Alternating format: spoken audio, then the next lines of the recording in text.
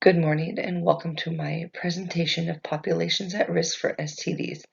My name is Melinda. I'm a student here at Indiana State University, going for my BSN, and this is my presentation for my community nursing class 444. Hope you enjoy. During this presentation, we'll discuss a few different things about the population here at risk. One of the things we'll discuss is what are STDs. We'll go a little bit more in depth on that. We'll talk about who's at the greater risk for these transmitted diseases. We'll talk about why these populations are at risk. We'll also discuss how you can prevent the spread of the STDs. And then we'll have a little bit more on final thoughts and references. Before you continue with my presentation, please go into the notes and take the pre-test located in there to see what you know before starting the test and what you know after might be different. So what are STDs? STDs are sexually transmitted diseases. Many of them call them STIs now, or sexually transmitted infections, but they go either way. A sexually transmitted disease is a virus, bacteria, or parasite that one can get from having intercourse or performing other acts of sexual behaviors with an infected person. So this can be sexual intercourse anally or vaginally.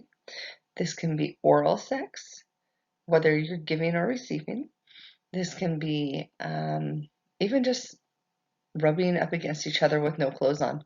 The HPV virus is one that you can actually pass just by rubbing, and they just have enough of the virus that is shedded off into that area. So below is a few of the different and the main STDs out there. So we have chlamydia, which is a bacteria, and gonorrhea, which is a bacteria. Both of these are treatable. Gonorrhea is one, though, that is becoming more resistant to antibiotics. So they are having a harder time treat and getting rid of gonorrhea. So that's one that they're really watching right now. Genital herpes, which is a virus. This one is permanent. So you can have a cold sore if you perform any type of oral and you have an outbreak, you can actually get the cold sore virus down there in the genital area, or vice versa, and it does not go away. So you will have to live with possible outbreaks and transmitting it to people. Hepatitis, which is hepatitis B, and this one, they are working on treatments, but it's very hard to treat. And this one attacks your liver, so this one actually can have lifelong permanent damage. HIV and AIDS is not treatable. It is a virus, so it's permanent. And this one actually affects your T cells in your immune system. So this is the one a lot of people are worried about, because at some point you will die from a complication of the AIDS virus. Human papilloma virus, or HPV, is another virus. This one they're figuring out a lot of times the body can take care of, but it will either cause genital warts or cervical cancer if not taken care of. It's the only one that can cause cervical cancer. Syphilis, which is a treatable bacteria. Trichomonas, which is another treatable, but it's a parasite. Scabies is a parasite. Pubic lice is a parasite, and the chancroid is a bacteria that is also treatable. So who are the populations at risk for getting STDs? So I presented a little picture, kind of a visual cue on different things, but mainly those populations that participate in having multiple partners. So it can be random partners here and there, but the more partners you have, the more risk you are to getting an STD from one of them. Those who participate in vaginal, anal, oral sex without protection condoms, to be exact, they are at least a better protection than not. Those who have sex while under the influence of drugs or alcohol. So they found that a lot of the people who have intercourse during this time are not aware of condom use or who they're having sex with, whether or not they may have an STD that's life-threatening or not. So if you're under the influence, you tend to have a little bit more risque behaviors. Other specific populations are those who are sex workers. They don't generally have a choice on who they're having sex with, or they don't care because it is for money. And a lot of times they may or may not use condoms or have routine testing. Children that are trafficked. So this is a big thing right now with human trafficking, and mainly the children who are brought up here or taken from home and used for sex slaves. I do know there's a big thing right now going on, and they're finding a lot more kids being used. So they also don't have a choice of who and what happens. So they're at the risk of anything that someone decides to give them. Low income population, they generally don't have the means to get to a clinic, buy condoms, or get tested. In teens, a lot of teens don't think that it could happen to them, or they're too scared to talk to someone about condoms and testing, and so they kind of just do their thing, and they end up with multitude of STDs. So why are this population at risk? Kind of talked about on the last slide too, but having sexual relationships without condoms gives a direct access to body secretions to mix.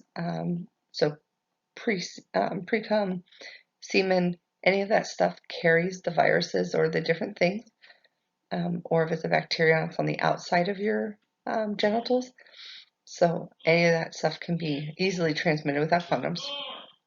Multiple partners increase the risk of being infected, especially if someone has HIV, then it's a certain death.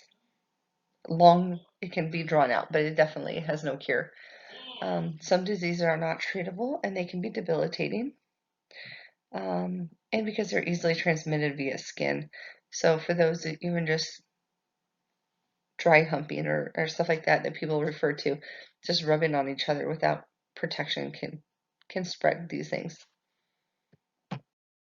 So what can be done to prevent the spread of STDs? So there's two big things. One's education, and two is the accessibility to healthcare. So education is a big thing. If we don't know, we don't know what to be aware of, and to stop and not do. So educating those at risk is the first big step to it. Just being able to get out and educate people, making sure they understand. So not just educating, but literacy, and being able to, hey, I understand this and what we're explaining. Providing them with forms of education, whether it's online, paper, or interactive. Not everyone learns best by reading. Not everyone learns online and knows how to use computers. So being flexible, and partner education or reach out programs. And we have a lot of that in like Washington State, where once you are tested positive, we do try to reach out to the partners. But that is another thing. We do need them to know that they're infected or could be infected, and what they can do. And just being able to get to healthcare. Low income communities don't have the means to get to a lot of these clinics, or they don't have them close by. So just having clinics in low income communities will help. Rotating clinics to offer more availability. So whether it's on Monday or Tuesday, you're in one area, they can come to them. Mobile clinics, just being able to get to the communities and the people will help. And partner supplied antibiotics, so treating the partners that need to be treated even if they can't afford it.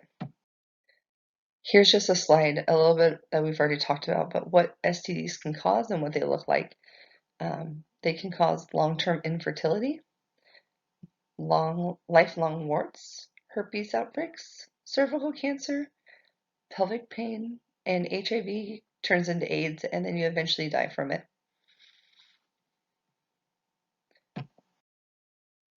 So here are my reference lists, or the two main areas I got my references from. There's lots of information out there on these websites and out there other websites.